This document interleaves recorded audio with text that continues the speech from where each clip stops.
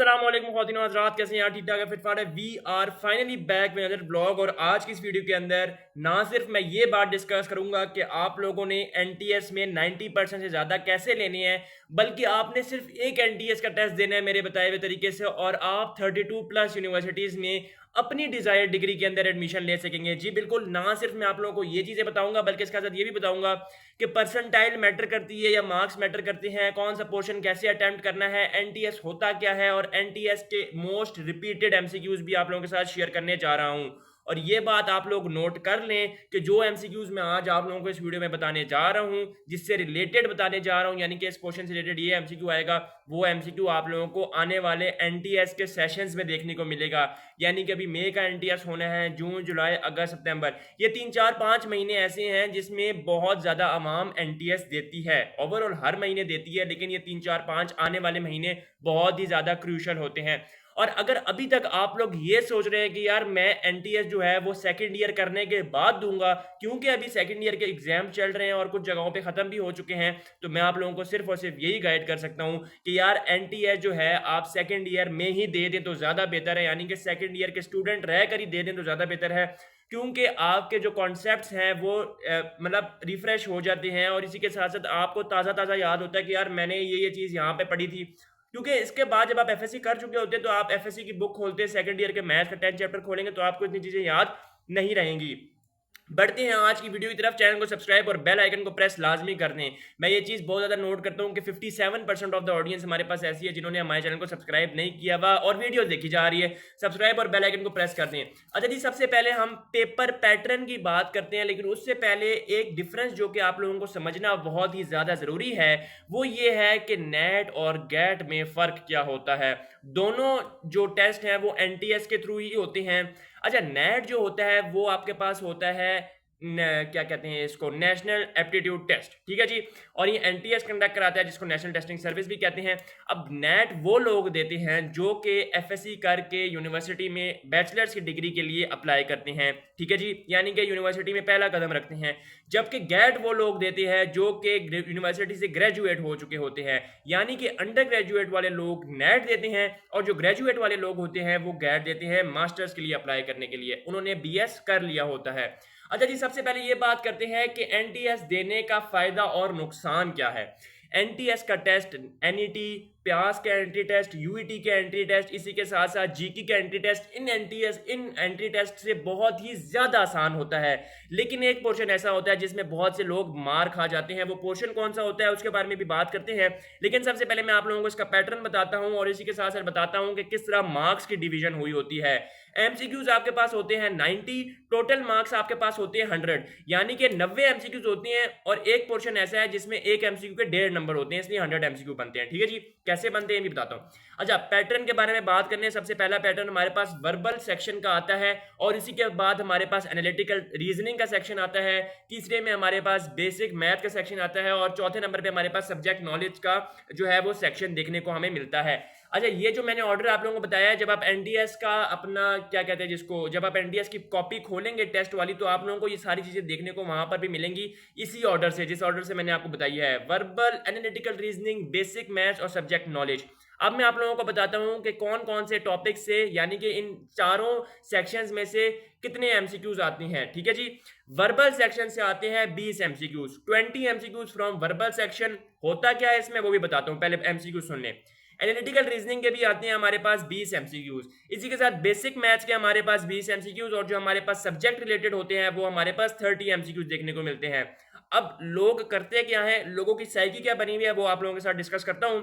लोग ये देखते हैं कि यार 30 एमसीक्यू सब्जेक्ट नॉलेज की हैं, तो इसका मतलब है मुझे सबसे पहले वो सेक्शन अटेम्प्ट करना चाहिए, क्योंकि उसके ज्यादा एमसीक्यूज है बिल्कुल।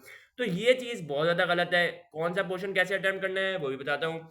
अब इंग्लिश के पोर्शन पे हम जैसे आते हैं, फॉर एग्जांपल ये इंग्लिश का पोर्शन, बेसिकली आप इसको कह सकते हैं कि इसमें जो चीज़ें होती हैं वो मैं आप लोगों को बताता हूँ। इंग्लिश के पोर्शन में आपको टोटल देखने को मिलती हैं 5 चीज़ें, यानी कि इंग्लिश के पोर्शन में आपको 5 चीज़ों से रिलेटेड एमसीक्यूज देखने को मिलेंगे। सबसे पहले आपके पास देखने को मिलेगा वो मिलेगा सेंटेंस कंप्लीशन का, जिसमें आपको सेंटेंस कंप्लीट करना होगा, यानी कि आपको एक क्लॉज दिया होगा, आपको कंजंक्शन लगाने होंगे, आपको प्रेपोजिशंस का यूज आना चाहिए। अब इसमें आप लोगों ने क्या क्या चीजें याद करके जानी है, आप लोगों को प्रेपोजिशंस का यूज आना चाहिए, आप लोगों को कंजंक्शंस का यूज आना चाहिए, इसी के साथ साथ फ्रेजेस और क्लॉजेस को यूज करना सही तरीके से आना चाहिए, ठीक है जी। अच्छा, सेंटेंस कंप्लीशन हो गया। अगर आप इसको रेट करते हैं आउट ऑफ 10 में से, मैं आप लोगों को बताऊं तो ये 7 आउट ऑफ 10, इतना डिफिकल्टी लेवल नहीं होता है इसका, ठीक है।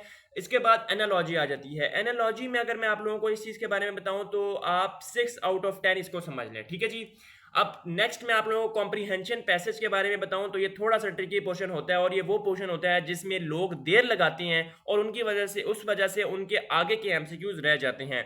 इस पोर्शन को कैसे अटेम्प्ट करना होता है जनाब? इस पोर्शन को आपने ऐसे अटेम्प्ट करना है कि आपने ऊपर जो दिया गया पैसेज है वो पहले पढ़ लेना है। बहुत से लोग ये करते हैं कि यार पहले क्वेश्चंस पढ़ लेते हैं, खुदारा ऐसा काम ना किया करें, क्योंकि जब आप क्वेश्चन पहले पढ़ रहे हैं आपको पता ही नहीं है क्वेश्चन किस चीज से रिलेटेड है, आपको पता ही नहीं है कि पैसेज है क्या, तो आप क्वेश्चन कैसे पढ़ रहे हैं? तो आप पहले पैसेज को सुकून से, इत्मीनान से, डिटेल से पढ़ें।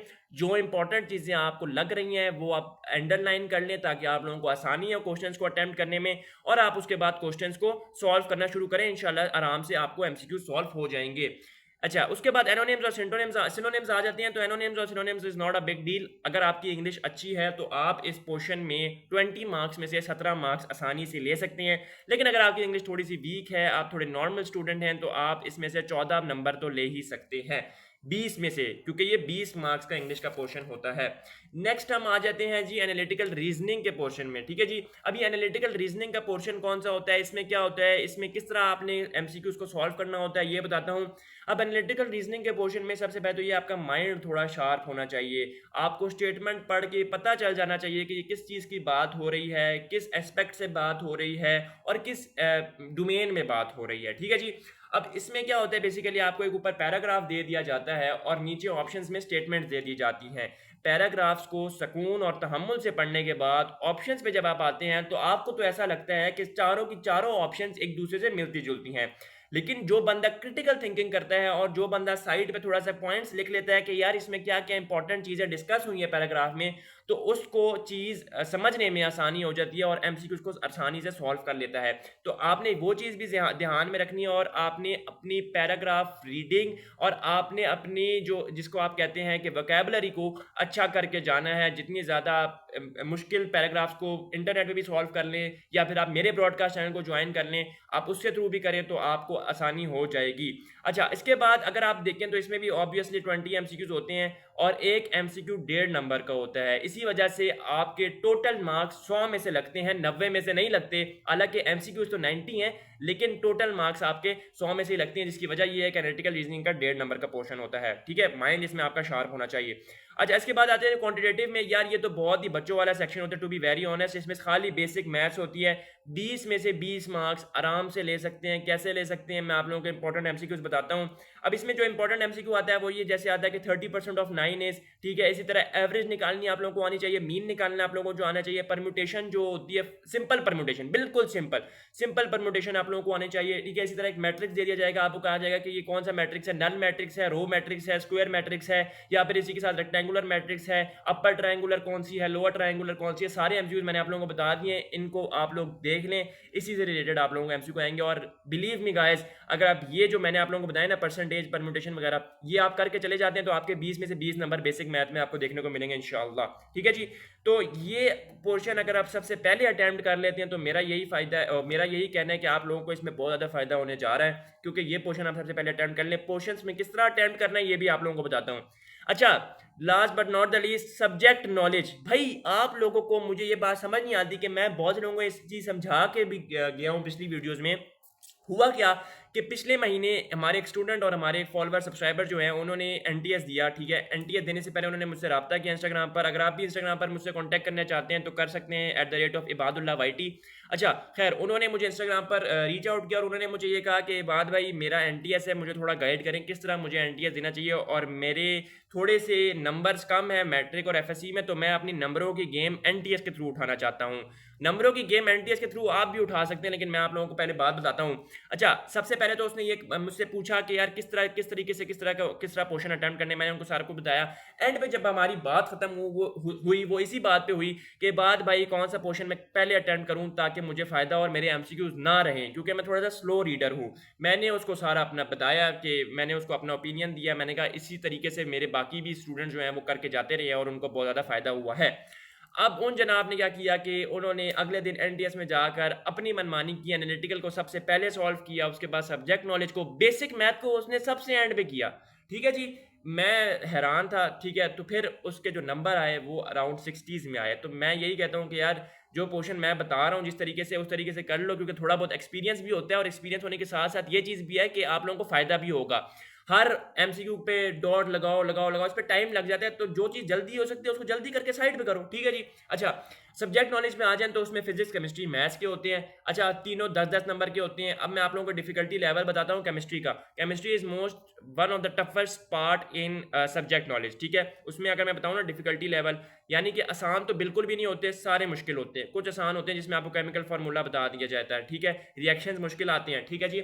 मैथ्स का पोर्शन बहुत आसान होता है। इसमें जो मैथ्स का पोर्शन होता है बेसिकली नस्ट एंट्री टेस्ट की तरह होता है, यानी कि नस्ट एंट्री टेस्ट अगर आप लोगों ने दिया हुआ है, फिर प्याज का एंट्री टेस्ट आप लोगों ने दिया हुआ है, तो आप लोगों को पता होगा कि हाइपर बोला, उसी के साथ पैराबोला, उसी के साथ मैट्रिसेस, उसी के साथ ये जितने भी आपके फार्मूलाज आ जाते हैं, और ये वाई एक्सिस, एक्स एक्सिस पे कौन सा पॉइंट होता है, जेड एक्सिस पे कौन सा पॉइंट होता है, एक सिलेंडर बना हुआ आएगा, स्फेरिकल बना हुआ आएगा, ये सारी चीज़ें आप लोगों को पता होनी चाहिए। ठीक है जी। अच्छा, ये अगर आप इस पर बात करते हैं तो ये भी इतना डिफिकल्ट नहीं होता। और फिजिक्स का पोर्शन केमिस्ट्री के पोर्शन से थोड़ा सा आसान होता है, लेकिन मैथ्स के पोर्शन से मुश्किल होता है। अगर मैं आपको डिफिकल्टी लेवल के लिहाज से बताऊं तो केमिस्ट्री सबसे पहले, फिर फिजिक्स और फिर उसके बाद मैथ्स। अब मैं आप लोगों को बताता हूं कि आप लोगों ने किस तरीके से पेपर को सॉल्व करना है। सबसे पहले बेसिक मैथ वाला पोर्शन करना है, क्योंकि मैंने आप लोगों को बताया कि उसमें 20 एमसीक्यूज होते हैं और 20 नंबर होते हैं, और 20 में से 20 नंबर आप आराम से ले सकते हैं, क्लीन स्वीप कर सकते हैं आप इस पोर्शन में। ठीक है, दूसरे नंबर पे इंग्लिश का पोर्शन आप अटेम्प्ट करें। देखिए 17 नंबर तो इंग्लिश के पोर्शन में भी आप आराम से ले लेंगे ना, अगर नहीं भी लेते तो चले 15 ले लेंगे। सब्जेक्ट नॉलेज में मैं आप लोगों से यही एक्सपेक्ट करता हूँ कि 30 में से 30 नंबर ले लें। अगर आपके पास एफएससी की सेकंड ईयर की मैथ्स की बुक पड़ी है तो आखिरी 4 चैप्टर उसको डीप आप थॉरो रीडिंग कर लें और आपके जो है नंबर अच्छे आ सकते हैं। और लास्ट पे आप एनालिटिकल के पोर्शन जो है वो अटेम्प्ट कर लें। अगर आप लोग अच्छा अटेम्प्ट कर लेते हैं तो आप जो है वो 70 नंबर ले सकते हैं एट लीस्ट, यानी कि अगर आप लोग मिनिमम नंबर जिनमें स्कोर करते हैं तो आप 70 नंबर तो फिर भी ले रहे हैं, 70.5 नंबर। लेकिन अगर आप एनालिटिकल के पोर्शन भी अच्छा अटेम्प्ट कर लेते हैं तो आप 90 क्रॉस कर जाते हैं। और मुझे ये सवाल बहुत ज़्यादा देखने को मिला कि बाद भाई मेरे एफएससी में 60%, 70%, 80% है, मैट्रिक में भी कोई अच्छे नंबर नहीं है, मैं क्या उम्मीद लगाना छोड़ दूं, या फिर मैं अगर एनटीएस में अच्छे नंबर दे सकता हूं वो करके अप्लाई कर दूं।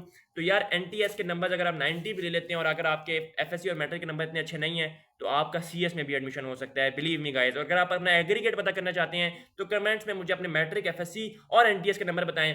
आपसे मैंने इस वीडियो में till then take care and अल्लाह हाफिज, stay tuned for next video.